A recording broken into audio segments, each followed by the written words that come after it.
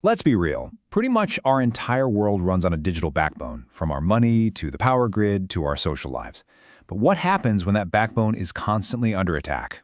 Well, the US government has rolled out a really ambitious new plan to fundamentally change how we defend our digital lives. So, how's it going to work?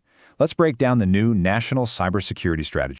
This sentence right here from the strategy itself gets to the very heart of the problem. For years, we've all been told that cybersecurity is your job. You click a bad link, that's on you. You use a simple password, your fault.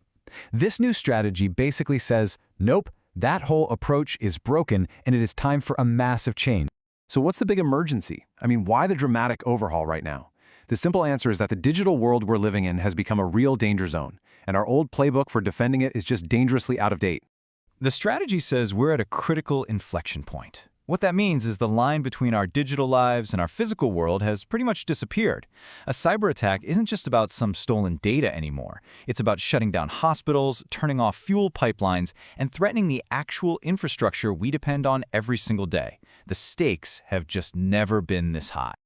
And these threats are not abstract. The strategy is super direct, pointing fingers at specific adversaries. It's calling out nation-states like China, labeling it the broadest, most active and persistent threat, and Russia for using cyber attacks to mess with democracies. But it also puts a huge spotlight on these massive criminal syndicates whose ransomware attacks have become a genuine threat to our national security.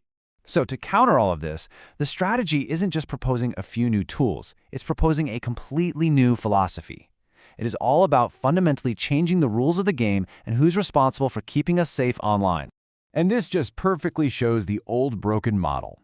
We've been asking regular people, small business owners, local town governments, the people with the least amount of resources and expertise, to defend themselves against some of the most sophisticated, well-funded attackers on the entire planet.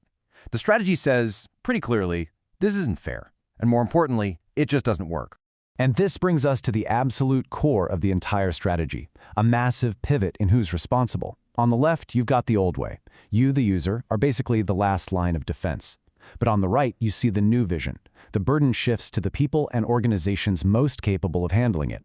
So instead of you having to be a security expert, tech companies are expected to build secure stuff from the get-go. Instead of a small business trying to fight off a nation-state, the government steps up to defend them. And software companies could actually be held liable for insecure products. So this new approach, it really boils down to two fundamental shifts. First, rebalancing responsibility. Like we just said, moving the burden away from us as individuals and onto the big players, the tech giants, the infrastructure owners. The second shift is about realigning incentives. The idea is to use regulation and market forces to make it more profitable for companies to invest in security from the start, instead of just rushing a product out the door and patching it later. Okay, so that's the big idea, the philosophy. But how do you actually turn that into action? Well, the strategy lays out a really comprehensive plan that's built on 5 key pillars. And here they are. Pillar 1, defend critical infrastructure. 2, disrupt and dismantle threat actors. 3, shape market forces. 4, invest in a resilient future. And 5, forge international partnerships. You got to remember, these threats are global. Each one of these pillars is a huge undertaking on its own, designed to turn that new philosophy into real, concrete action. And look, this isn't just a bunch of theory. Let's talk about what this means in the real world. For defending critical infrastructure, we're talking about moving from voluntary guidelines to mandatory security rules for things like pipelines and railways. For disrupting threat actors, the plan is to make cybercrime unprofitable by actively going after them and tearing down their operations.